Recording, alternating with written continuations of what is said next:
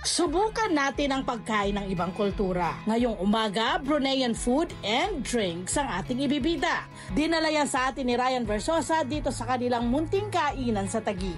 Ang mga inihahain, ginamitan ng quality ingredients at inaral ang proseso ng pagluluto. Kaya ito ay lasang authentic, pero mabibili sa murang halaga. Dinala ko ang nasi katok dito sa ating bansang Pilipinas para matikman ng ating mga kababayan ang kakaibang lasa sa murang halaga. Ready to serve na ang food and drinks nila Ryan. Subukan na natin yan dito sa nagsisimula pa lang niyang negosyo na siguradong magkakaroon ng kitang-kita. Ayan na, my friend! Hello, sir! Halika kayo rito! Dito kayo sa amin. Sa gitnang bagay. Ano po itong drink na ito? Ito po ay tinatawag na titarik sa bansang Brunei. Titarik? Yes po. Ano yung ano nito? Ano yung parang laman ng titarik na galing po ng Brunei? So, ginagamitan sa atin ng premium na tablet. Ito yung tea. Tablet? Tablet po. Oo, tea. Tapos meron siyang kebab, 10 content. Kung ang picture siya natin yan, ina-assemble siya, ginagawa siya, itinatarik. Oo. Tinatarik Yun siya. na yung parang mataas na pag-pour. Yun yung style. Yes. Yun kaya tinawag titarik ito. So from tea, so itatarik mo siya, Yes. itatarik. Yan! At yan ay nalaman mo paano gawin. Inaral mo ba? Sobrang tagal ko na sa Brunei. Hmm. So, tinitingnan ko niya, pinagmamasdan ko para sa sample. Then, nagkaroon kami ng ganyan sa store namin. Ano, Pilipino ba yung parang nakuhanan mo ng recipe or style or taga Brunei talaga? Hindi po, taga Brunei. Wow! So, authentic ito nasusubukan ng mga Correct. taga-Brunei natin. Tingnan mo muna ng nasiyahan. Yan, o. Ay, Ano po sarap! naman ating tetaris? Ano po naman ito? Meron siyang Te, T-H, the T, di ba? O, T. Te, pero te nakalagay, T-E-H, yung parang te. Mga Frances naman, Te, T-H-E. Wag ka kayo ba? English. Ano po naman ng Sarap. tetaris natin? So, meron siyang tea. Yung tea na yun, ito yung aming premium Okay. na nanggaling pa sa Malaysia. Okay, Malaysia. Tapos meron siyang local na ginagamit namin sa kebab and content. Kaya pala mag-creamy. Mag-ano. Parang may ganito rin yung parang halos parang malapit ha, yung Thailand. Thai milk tea meron. Yes! Oo, Ang ganito. Vietnamese meron din sila. Ang galing! Talent yun eh. Brunei! Oo. Gano'ng katagal ka nang nag-Brunei? 6 years na po. 6 years na po ako sa Brunei. Mhm. Then, itong araw na to is papalik po ako sa Brunei. Oo, babalik siya. Panibagong contract. Flight Another siya. 2 years po. Oh. Ano po trabaho niyo po doon?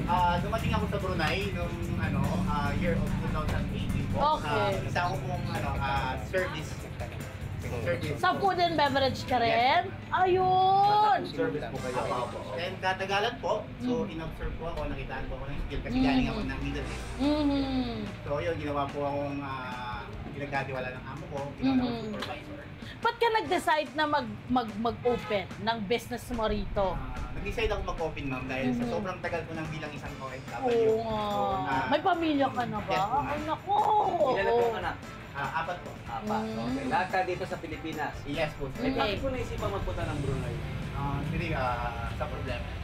So hindi nagsasapat yung kinikita ko. dito Tama sa naman. Pilipinas. Kasi dati ano ba trabaho mo? Dito sa Pilipinas, nagtatrabaho sa warehouse naman. Yung sa Patano? Yes po. Hindi ka kayanin. Yes. Kahit na pareho pa kayo magtrabaho ng Yes, misis correct. mo. Sa apat na anak, friend, hindi ka kayanin yon. Okay.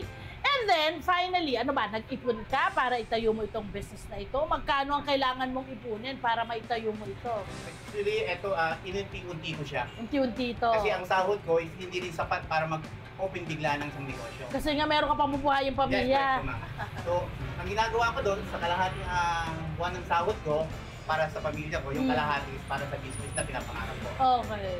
So, unti-unti ko siyang binuo. Bumili ako ng mga machine, mga Yeah. second hand. Yes, mahal kasi ang para machine. ma-assemble yung coffee shop Yes. Okay. And Food then, and coffee kasi ang background mo nga naman doon. Correct. Pagkain din, food and coffee. Correct.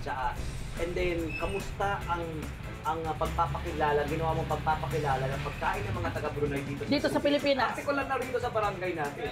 ano, natuwa ba sila? Actually, nahihirapan at curious na. Okay. Kasi parang hindi sila pamilyar at sa pangalan ng pagkain. Oo, ito naman yung bukod sa inumin, ito naman yung kanilang pagkain na ino-offer dito na galing din ng Brunei. Anong tawag naman dito? Ito po yung tinatawag na nasi katok. Nasi katok, friend! Nasi katok. Nasi, kanin, kapampangan, nasi. Ah. Sa kanila, nasi rin. Aha. Hindi siya nasi. Aha. Pero katok. Bakit katok? Katok. Manok sa Brunei, di ba? Yes, Ayam ayam ang tawag sa Ayam kanya. din sa Brunei. Oo, Ah. pero bakit katok? Katok kasi ito yung mayroon kasing isang tindahan sa Brunei. Mm. Nag-start siya mag-business sa bahay lang. Mm. So, nag-start siya ng 1980s.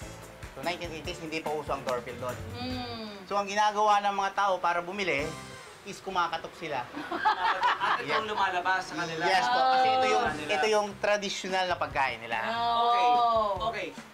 Ito raw ang paborito mong kinakain noon. Na nandun ka kasi mura. Yes, Tama ba? ma'am. Actually, Magkano hindi ko ba? siya favorite nung una nung dumating ako kasi Bakit? naninibago ako. Anong lasa ba niya? Masarap siya. Mm. Pero nung una pagdating ko is curious din ako kasi bago sa ano ko eh. Totoo naman. Bago sa panlasa, bago sa paningin, ano ba siya? Mhm. At nagustuhan mo, Nagustuhan ko siya kasi kakaiba siya, parang may masasabi kang wow. Mm. okay.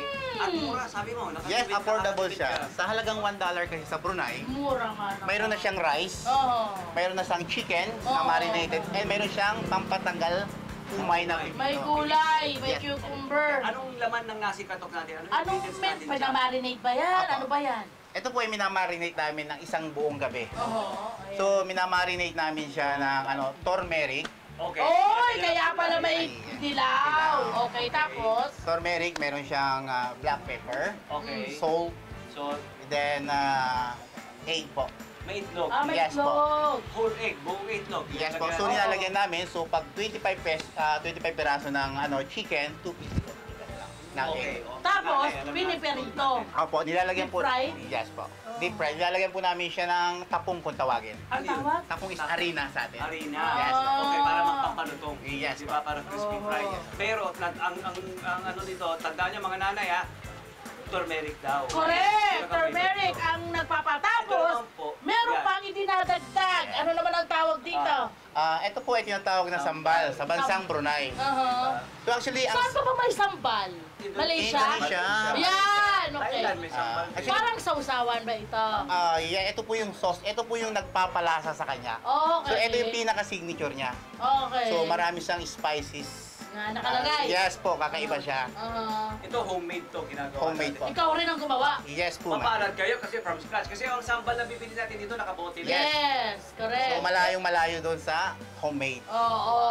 Okay, tapos ina-assemble niyo po ng pagganito. Yes po, ma'am. Pwede niyo po ba ipakita sa amin? Sure. At magkano ito kapag ipinenta niyo na sa inyong mga suki?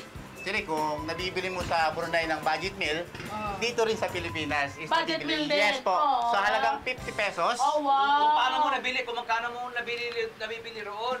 Pinababa pa niya. Yes po. 50 Pinababa pesos. pa niya.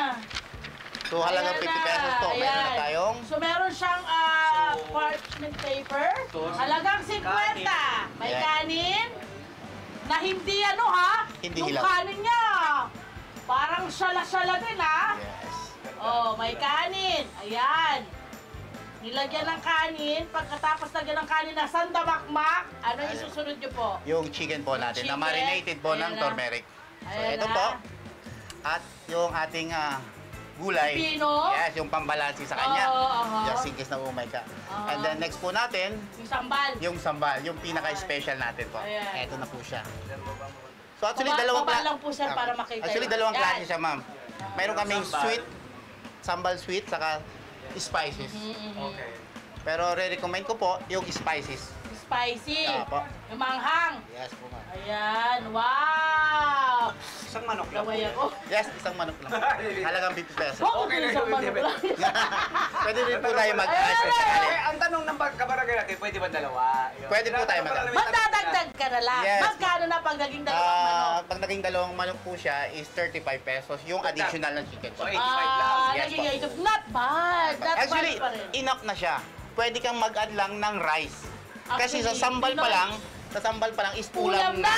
Correct, ma'am. Eh, paano po natin kakainin yan? Ito ang pagkain kasi dito is kinakamay. Ah, So, kinakamay. Mag-ready po tayo ng gloves. Sir, ma'am. Kinakamay? Yes po. Patayin natin yan. Tapos po, Bola. So, Ito ako sa tiyan. open ko na lang sa inyo, mama.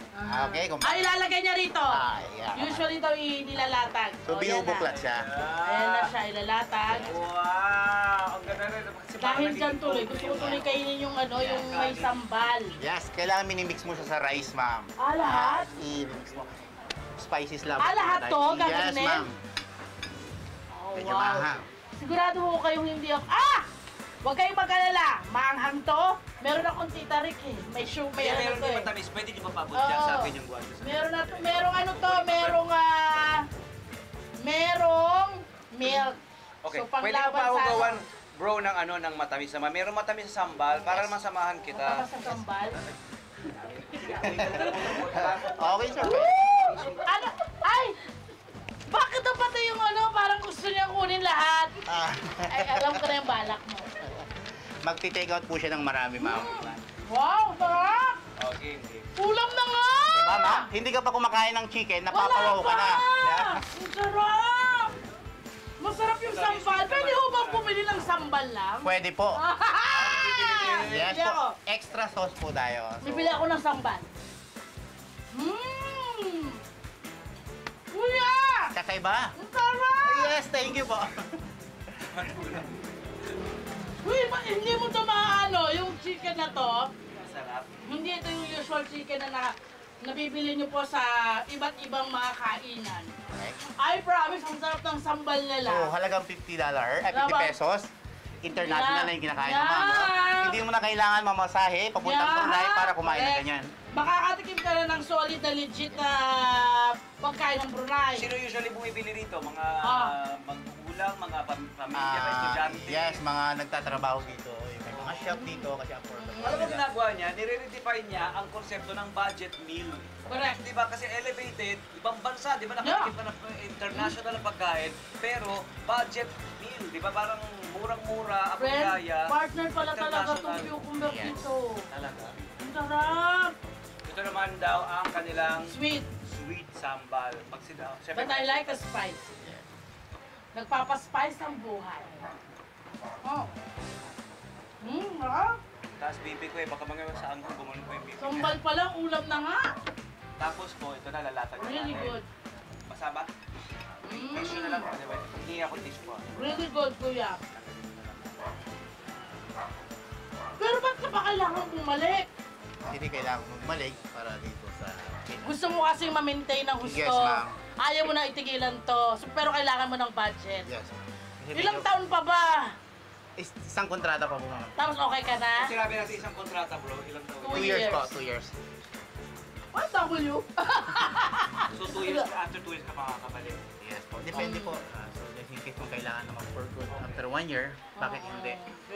Ipon-ipon na lang. Ayan. Tiis-tiis muna. Sarap. Nakatapon na. Ang sarap nito. Okay, yun na yun. Yes, sir. Ang sarap. Friend, it's really good. Okay. Siyempre may katuwang daw po kayo dito sa negosyo nyo. Sino ang katuwang nyo sa inyo? Habang kumakain po ako ng masarap na sambal. Sambal lang talaga. Ganun Mapagkain po. Malambot, no? Correct. Juicy siya. Sino katuwang nyo? Ang aking mga kapatid, mga pamilya. Kapatid mo, Sila yung kapamilya mo. tumutulong sa akin. Na sumusuporta. Na nagbibigay ng motivation na itutuloy natin yung negosyo. Trusted mo na. Yes po. Silang may iwan pag wala sila ka. po yung sila po. Alis tinuro ko na sa kanila. Alam na nila to lahat. Yung mga Mm. technique saka strategy sa paggawa ng aming mga sambal. Sample naman kami. Sarap. Ayan. Ang sabi ko sa inyo yung So yun sambal yung mga nila. nakaiba. So pwede rin kayong umorder ng champor kung tawagin. Champor, Ano sambal, yung champor? sweet and spicy. Mm. So pagsasamahin mo siya sa isang order. Ay! Naku kuya! Bro, bigay pang sambal naman.